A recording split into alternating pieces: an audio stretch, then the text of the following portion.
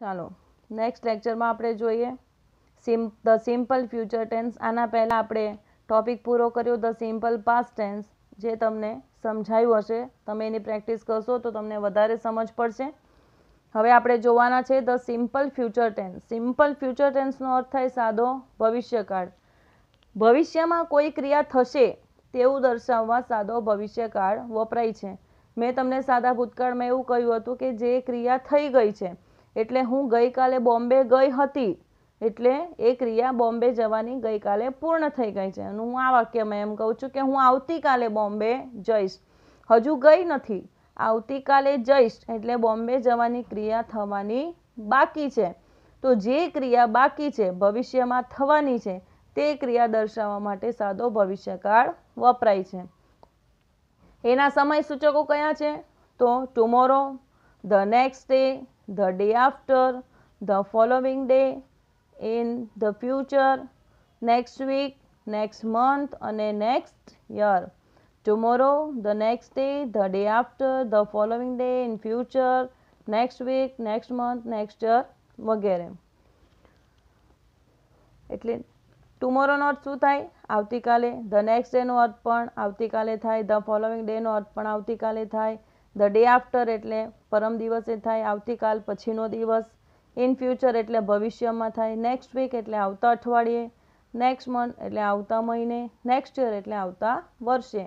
આ બધું આવતું એટલે કે જે ક્રિયા થવાની છે, જે સમયમાં જે ક્રિયા થશે તે સમય. જોઈએ કે અફર્મેટિવ હકાર વાક્ય રચના શું દર્શાવે છે.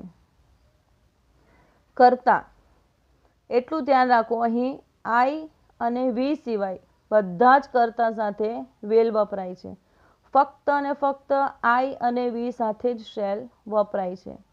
તો કર્તા વિલ શેલ, ક્રિયાપદ V1. ફ્યુચર ટેન્સમાં વિલ શેલ હોવાથી ક્રિયાપદ હંમેશા મૂળ રૂપમાં જ આવે છે. કર્તા વિલ શેલ પ્લસ ક્રિયાપદનું મૂળ રૂપ, કર્મ અને અન્ય શબ્દ. એ જ રીતે પેસિવ વોઇસમાં કર્મ.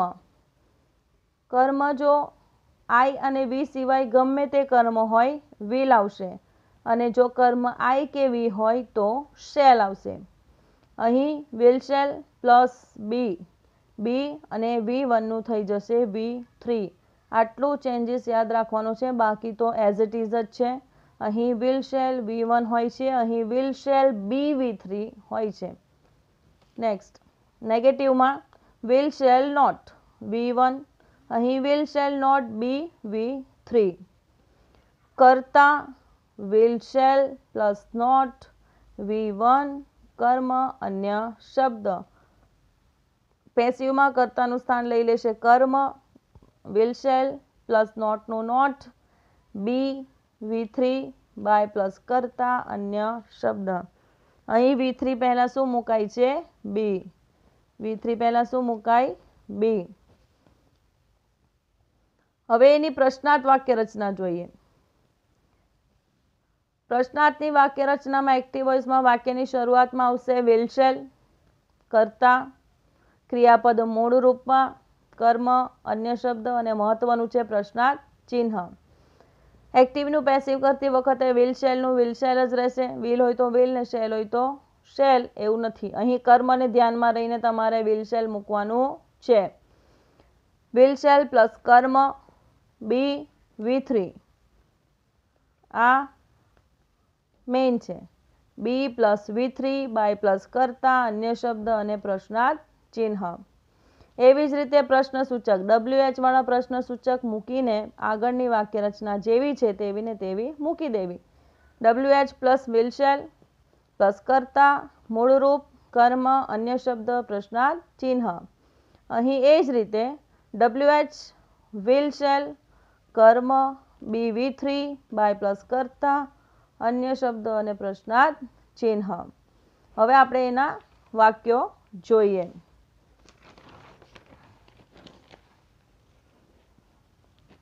હકાર વાક્ય રચના. The birds will eat those cookies. The birds will eat those cookies. પક્ષીઓ તે કૂકીઝ ને બિસ્કિટ કહેવાય. પક્ષીઓ તે બિસ્કિટ ખાઈ જશે. પક્ષીઓ બર્ડ્સ, તે પક્ષીઓ તે કૂકીઝ બિસ્કિટ ખાઈ જશે.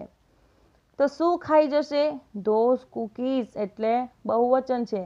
આમાં મેં કહ્યું છે એક વચન કે બહુવચન કંઈ લાગુ પડતું નથી. ફક્ત ને ફક્ત આઈ અને વીને જ ધ્યાનમાં લેવાનું છે. આઈ અને વી હોય તો શેલ મૂકવું, બાકી કર્મ કોઈ પણ હોય વિલ જ મૂકવું. Those cookies will be eaten by the birds. Those cookies will નું will, eat નું eaten વચ્ચે આવશે be, will be eaten by the birds. I ને વી સાથે શેલ વપરાય, બાકી બધા જ કર્તા સાથે કે કર્મ સાથે શું વપરાય? will. My friends will visit him tomorrow. My friends will visit him tomorrow. મારા મિત્રો આવતીકાલે તેની મુલાકાત લેશે. અહીં શુંથી પ્રશ્ન પૂછવાથી કોઈ જવાબ મળતો નથી. શું મુલાકાત લેશે એવું નથી પૂછાતું. કોની મુલાકાત લેશે? તો તેની મુલાકાત લેશે એટલે હિમ. તમને કહ્યું હીનું હિમ થાય તો હિમનું હી થાય. હીનું શું થાય? હિમ. તો હિમનું શું થાય? હી. તો my friends will visit him tomorrow. તો અહીં કર્મ કોણ બને? હિમ. તો હીનું પેસિવમાં શું થઈ જાય? હી. તો હી વિલ બી વિઝિટેડ. વિઝિટનું શું થઈ ગયું? વિઝિટેડ. વિલનું વિલ જ રહ્યું. વચ્ચે મુકાયું શું? Be. He will be visited by my friends tomorrow. શું ફરક પડે છે? ફક્ત વિલ શેલ V3ની વચ્ચે શું આવે? બી. He will be visited by my friends tomorrow. The next earthquake will destroy the city. The next earthquake will destroy the city. હવે પછીનો ભૂકંપ આખા શહેરનો નાશ કરશે. તો ધ સિટી શેનો નાશ કરશે? તો ધ સિટી. અહીં પણ શું પૂછતા પ્રશ્ન મળતો નથી. શેનો નાશ કરશે? તો શહેરનો. The city will be destroy. ડેસ્ટ્રોયનું શું થાય? ડેસ્ટ્રોય. વિલનું વિલ વચ્ચે શું મુકાયું? Be. The city will be destroy by the next earthquake. આવતો ભૂકંપ આખા શહેરનો નાશ કરશે. આવતા ભૂકંપ દ્વારા આખા શહેરનો નાશ થશે. નેગેટિવ. હવે નેગેટિવ. આઈ છે, તમને કહ્યું તેમ આઈ અને વી સાથે શું વપરાય? શેલ. તો અહીં જો વાપર્યું છે મેં I shall not watch a movie. હું મૂવી જોઈશ નહીં. તો શું ન જોઈશ? અ મૂવી. અહીં શેલ વપરાયું છે એટલે અહીં પણ શેલ વાપરવું એવું નથી. અહીં કર્મ શું છે? કર્મ પ્રમાણે તમારે વિલ શેલ મૂકવું પડશે. અહીં આઈ શેલ વાપર્યું છે પણ અહીં મૂવી છે એટલે અહીં વિલ આવશે. I shall not watch a movie. હું મૂવી જોઈશ નહીં. Movie will not be watch by me. મારા દ્વારા મૂવી જોવાશે નહીં. આ V1 છે અને આ V3 વચ્ચે શું આવ્યું? બી. નોટનું નોટ જ રહ્યું. We shall not finish the work. અમે તે કાર્ય પૂર્ણ કરીશું નહીં. વી સાથે શેલ વપરાયું, આઈ સાથે શેલ વપરાયું. શું પૂરું નહીં કરીશું? તો ધ વર્ક. તો ધ વર્ક સાથે વિલ આવે, અહીં શેલ આવે નહીં. તો the work will not be finished by us. અહીં વીનું શું થઈ ગયું? વીનું અસ. અહીં આઈનું શું થઈ ગયું? મી. યાદ રાખો આઈનું મી, હિમનું હી, હીનું હિમ, વીનું અસ, અસનું વી. તો the work will not be finished by us વચ્ચે બી. આવી રીતે ચેન્જીસ કરવાના હોય છે. નેક્સ્ટ. હવે જોઈએ પ્રશ્નાર્થ ચિહ્ન. વાક્યની શરૂઆતમાં આવશે વિલ, કર્તા, V1, કર્મ, અન્ય શબ્દ હોય તો, નહીં તો પ્રશ્નાર્થ ચિહ્ન. અહીં વિલ, કર્મ, બી, V3 બાય પ્લસ કરતા, અન્ય શબ્દ હોય તો, નહીં તો પ્રશ્નાર્થ ચિહ્ન. Will the manager sign the contract? શું મેનેજર કોન્ટ્રાક્ટ સાઇન કરશે? વિલનું વિલ શું સાઇન કરશે? તો ધ કોન્ટ્રાક્ટ. તો અહીં કોન્ટ્રાક્ટ એ કર્મ છે. અહીં આગળ વિલ આવી ગયું છે એટલે હવે પછી વિલ મૂકવાની જરૂર નથી. અહીં સીધું બી પ્લસ V3 મૂકવાનું. સાઇનનું V3 શું થાય? સાઇન.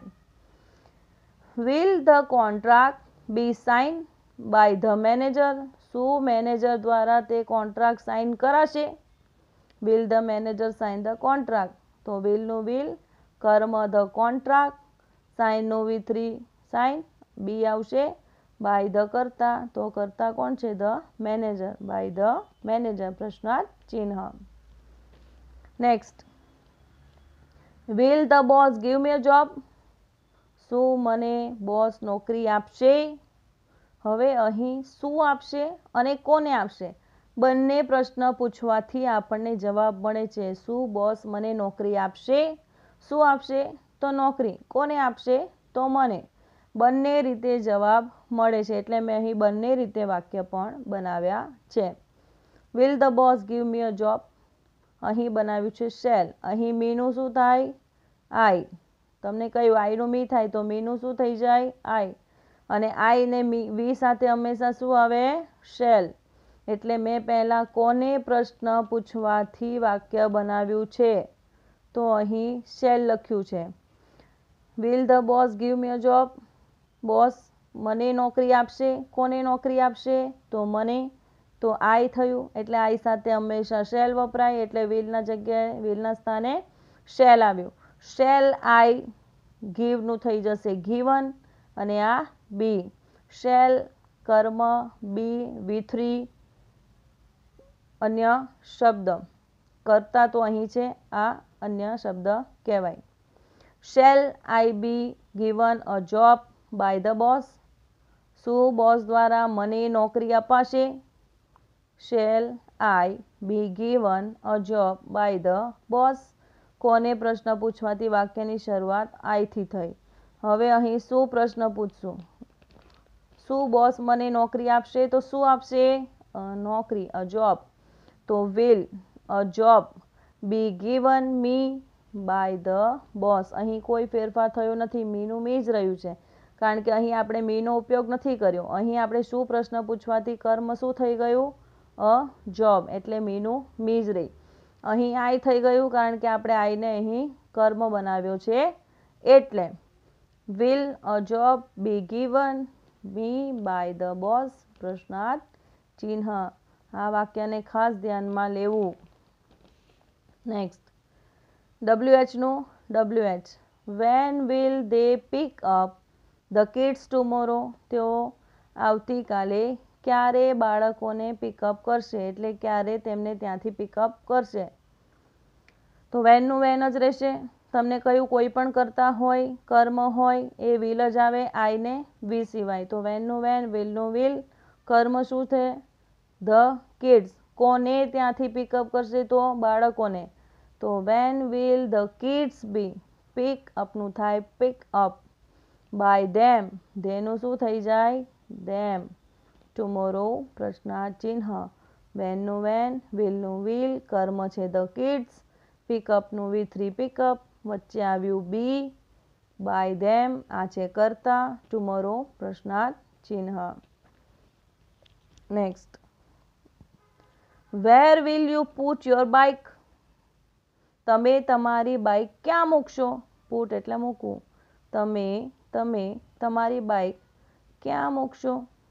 વેરનું wear, વિલનું will. શું મૂકશો? તો તમારી બાઇક, યોર બાઇક, તમારી બાઇક. ફક્ત બાઇક નહીં, તમારી બાઇક એટલે કર્મ શું થશે? Your bike. આ ખાસ યાદ રાખવાનું. રિલેટિવ જે હોય સર્વનામ એ સાથે આવે, સંબંધક સર્વનામ. Your bike. Where will your bike be? પુટનું V1, V2 ને V3 સેમ જ થાય એટલે અહીં પુટનું પુટ જ મૂક્યું છે. Where will your bike be put by you? યુનું યુ જ રહી, આમાં કોઈ ફેરફાર થતો નથી. કર્મ શું થયું? Your bike. કરતા કોણ છે? યુ. પુટનું V3 શું થાય? પુટ. વચ્ચે મુકાયું શું? Be. Where will your bike be put by you? પ્રશ્નાર્થ ચિહ્ન. Next, who will oppose you? હુમાં કરતા આવતો નથી. તમને આગળ પણ કહ્યું, હજુ પણ કહું છું. હુ વિલ ઓપોઝ યુ? તો હુનું થઈ જશે બાય હુમ. વિલનું વિલ. અહીં કર્મ શું છે? યુ. કર્મ શું છે? યુ. કરતા આવતો નથી. આ ઓપોઝ એ ક્રિયાપદ છે એટલે બાય હુમ, વિલનું વિલ, કર્મ છે યુ, ક્રિયાપદ V1 નું થયું V3 અને અહીં આવ્યું be. By whom will you be opposed? Clear? તમે જેટલી આની પ્રેક્ટિસ કરશો એટલું આ તમને સમજાશે. પ્રેક્ટિસ નહીં કરશો તો એક્ટિવ પેસિવ તમને ડિફિકલ્ટ લાગશે. જેટલું સમજો છો એટલું ડિફિકલ્ટ નથી, પણ તમે જેટલી પ્રેક્ટિસ કરશો એટલું તમને આ ઇઝી લાગશે. એટલે જેટલા ટોપિક મેં ચલાવી દીધા છે, 3 ટોપિક મેં પૂરા કર્યા છે. 3 ટોપિકના તમારે વાક્યો બનાવીને એની પ્રેક્ટિસ કરવાની છે, જેથી કરીને તમને વધુ ને વધુ સમજાય. બાકીનું આપણે નેક્સ્ટ લેક્ચરમાં જોઈશું. Thank you.